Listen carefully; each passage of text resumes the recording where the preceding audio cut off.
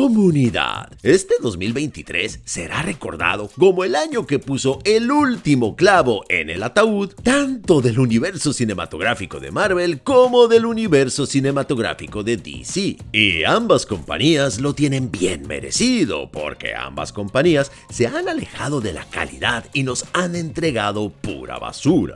En cuanto a Marvel, la pésima dirección de la compañía por parte de su jefe Kevin Feige, su mal manejo y sus malas decisiones, nos entregaron este 2023 joyas como Ant-Man, Quantumania y The Marvels.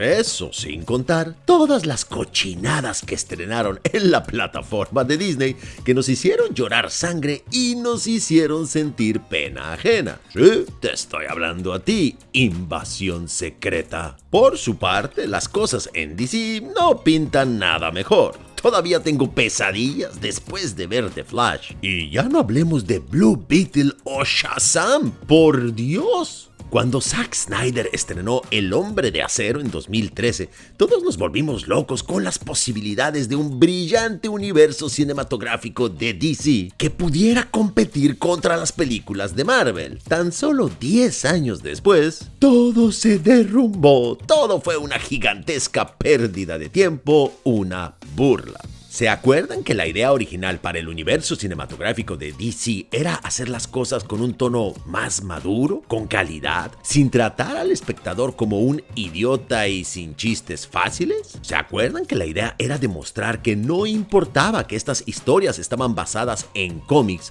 se podía llegar a un público mucho más amplio, porque lo que importaba eran las historias que había detrás? ¿Alguien todavía se acuerda de esa trilogía de Nolan y cómo nos dejó boquiabiertos con todo lo que vimos en pantalla y las posibilidades que eso representaba? ¿Alguien todavía se acuerda de la primer película de la Mujer Maravilla o lo que logró unos años antes V de Venganza? Bueno, pues olvídense de todo eso ya no existe. DC ha estrenado Aquaman 2, El Reino Perdido, y vaya que están perdidos. Una porquería que difícilmente pasa como película palomera. Aquaman 2, más que una secuela, parece una parodia de la primer película. Y es que mientras la primer película tenía una sensación épica, también tenía una propuesta visual interesante, escenas de acción bien logradas y un equilibrio entre el humor y la historia. Esta segunda película, la verdad es que no tiene nada de eso. Incluso la podríamos comparar con La Mujer Maravilla 1984. Una cochinada de proporciones épicas. ¿Se acuerdan de la primer película? ¿Se acuerdan de cómo nos presentaron a Aquaman cubierto de tatuajes con pelo largo y aspecto enorme y salvaje? Bueno, pues ahora es un payaso bobalicón, un papá deprimido que apenas y puede con su vida y su bebé.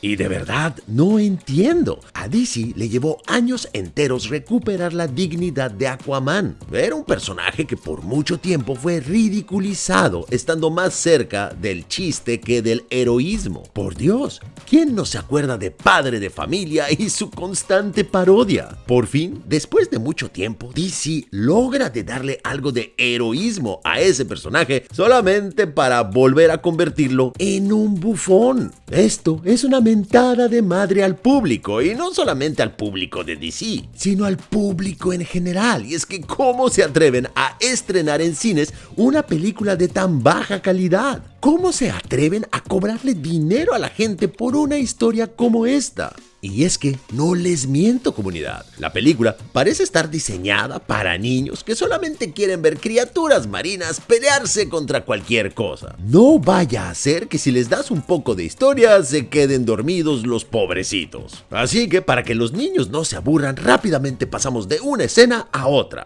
Se plantea lo mínimo y brincamos a otra más. Todo se vuelve confuso y no hay lugar para profundizar en nada. A esto apenas y se le puede llamar historia. La película se centra en Aquaman, que debe de buscar a su hermano Orm, el anterior rey de la Atlántida, para que le ayude a detener una vez más a Manta Negra, que por cierto ha regresado más fuerte que nunca gracias a un tridente mágico y para desgracia de Aquaman se ha robado a su hijo. Ahora, juntos, los hermanos deberán de dejar a un lado sus diferencias y se unirán para proteger el reino y salvar al mundo de una destrucción inminente. ¡Wow! ¡Qué emocionante y qué original! Nunca había visto una historia así. Creo que sobra decirlo, pero Aquaman 2 es una película genérica, pobremente escrita, totalmente predecible, poco interesante y bastante aburrida. Mientras que en la primera película, por lo menos Aquaman tenía unos villanos que eran divertidos, o por lo menos divertidos de ver, esta vez los villanos son olvidables.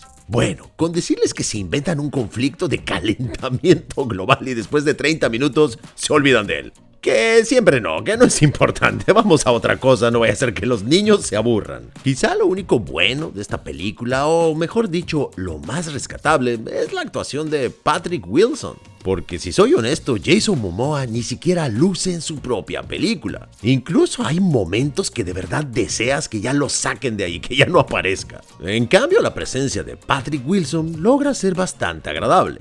Y sí, hay química entre los dos actores, y su relación recuerda mucho a la de Loki con Thor. De hecho, esa no es la única referencia. Aquaman 2 no tiene una identidad propia. Es una mezcla de un montón de escenas y momentos que hemos visto en otras películas. James Wan y su equipo de escritores nos han traído una historia simplificada, rellenada de escenas de acción y chistes babosos de hermanos, que simplemente no son suficientes para sacarte del aburrimiento. Pero comunidad, me encantaría saber qué piensan ustedes sobre esta película, si es que ya la vieron, y sobre todo qué calificación le pondría. Yo creo que es una reseña completamente innecesaria, que no aporta nada al universo de DC, pero que tampoco aporta nada al entretenimiento. No hay nada único o emocionante, nada que tenga que ser visto, y mucho menos algo por lo que haya que pagar un boleto de cines.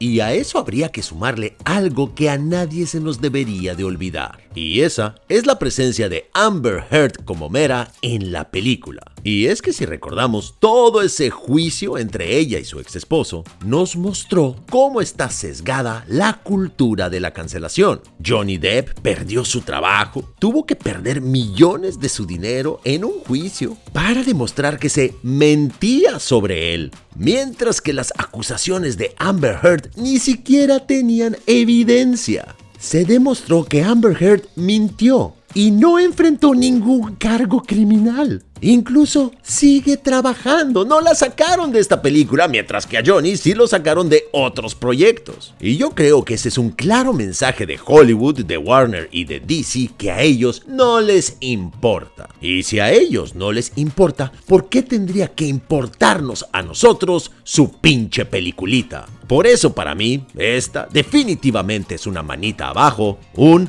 5.